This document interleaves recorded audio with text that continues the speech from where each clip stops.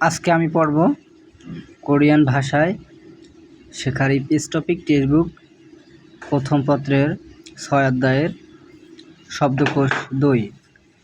শব্দকোষ 2 রে কোরিয়ান ভাষায় বলে অহই ই মানে শব্দকোষ 2। এখানে বিষয়টা হচ্ছে গিয়ে সিগপ মানে পেশা। এখানে বিভিন্ন পেশার ছবি দিয়ে আর কি উল্লেখ করা আছে নামগুলো। কোরিয়ান ভাষায় কোনটাকে কি বলে ওইটা আজকে পড়ব।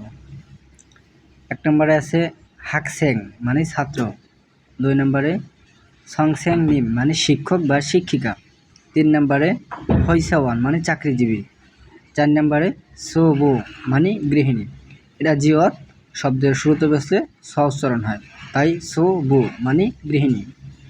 এটা খিয়ংসালগন মানে পুলিশ, সোবাঙ্গন দমকল কর্মকর্তা, খংমুয়ান সরকারি কর্মকর্তা, সমওয়ান দোকান বা কর্মচারী, উইসা ডাক্তার, খানসা নার্স, ইউরিসা রাঁধুনি,